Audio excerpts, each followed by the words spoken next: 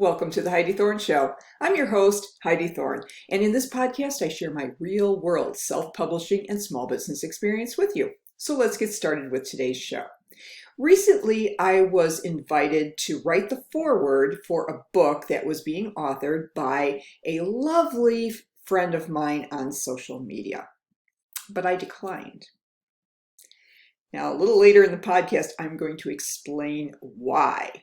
But first, I think we need to clarify what exactly is a book foreword and how it differs from other parts of your book's front matter.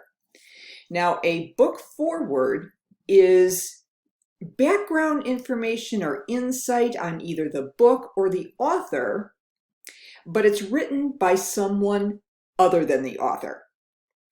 And yes, there might be an author here or there I've heard of that does write their own foreword, but really it's written by someone else. Now, typically the person writing the foreword should be someone of note.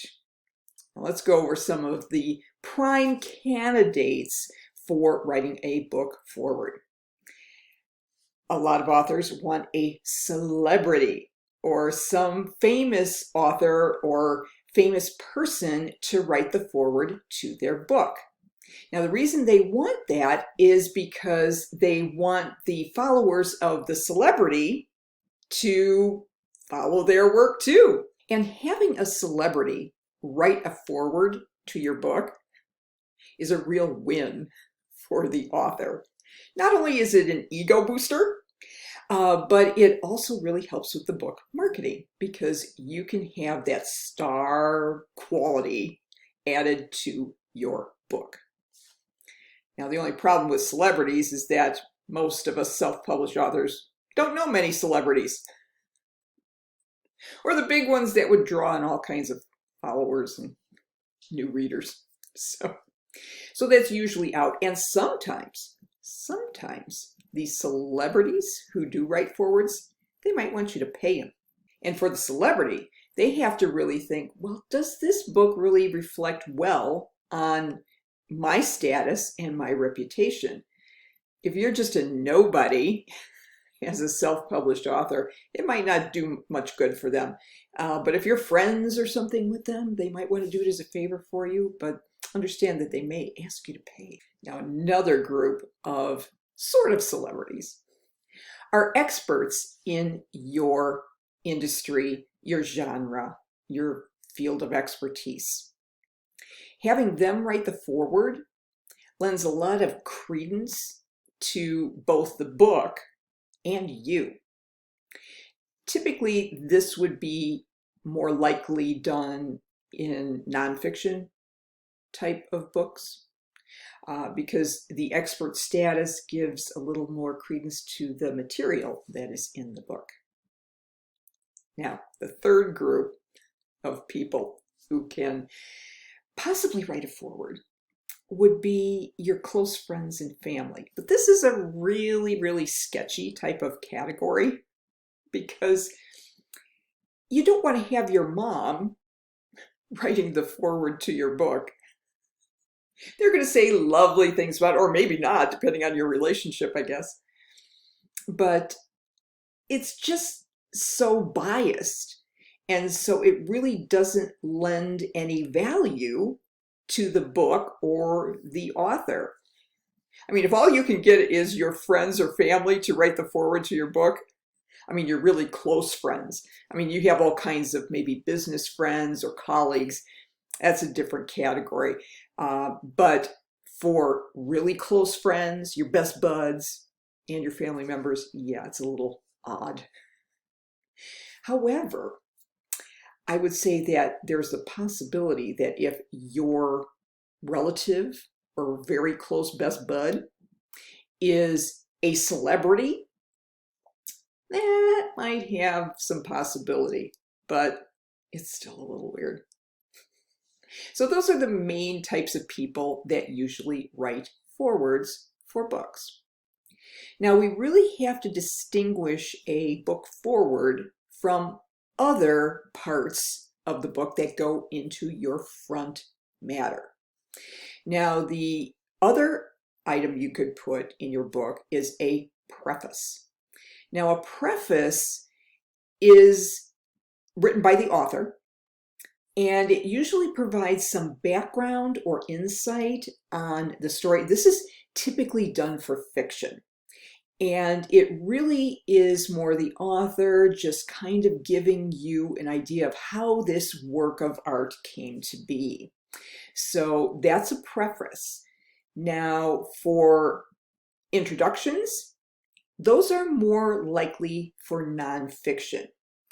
And I use introductions almost in every book of business nonfiction that I write. And basically that helps the reader put the material in context, and it helps to give the reader a launch pad for the rest of the material in the book. Now, the last type of front matter item we'll talk about is a prologue. Now, unlike all of the things we've talked about so far, a prologue is really some background of the story before the story. So it's really done with fiction for the most part. It's written as it's part of the actual book itself. So it's not the main story, but it's kind of the pre-story. It's the prequel to your book. So those are the different kinds of front matter, and don't get them confused. Now let's talk about a couple of requirements for a foreword. First of all, it's not required. It is never required for any book at all. Fiction, nonfiction. I never have a foreword in my books. I'm not saying I never will. Maybe I'll get some celebrity friends who might want to write a foreword for my book, but I think it's highly unlikely. And I don't think there's really any value to it for me personally. But like I said, I usually do introductions. Also, if you do get someone to write a foreword to your book, it's usually short. Maybe 500 words, 1,000 words. You know, it's like maybe a blog post link. It's a short chapter. You're not going to go on and on and on and on and on about it. Now, here's the reason that I declined the invitation to write the book foreword for my friend. I am not an expert in her field, and nor am I an expert in the type of material. I could say nice things about the author because she's wonderful, but I don't really have any value that I can offer for the book. I'm not a celebrity, not yet at least. So it wouldn't do her any good. And here's the other thing that I really emphasized for her. If I'm the author of the foreword, I become part of the book. So I can't really review it on Amazon because it's kind of partly my book in a way. I contributed to the book. So it'd be like writing my own review for a book I was involved in, which is very strange and not allowed on Amazon anyway. So I told her, I said, you know what? I will buy your book, I will do a review, and I will get it out on my social media channels. I will do that for you because that is the way I can provide more value than writing the foreword. So what you should take away from this is that a foreword is never necessary.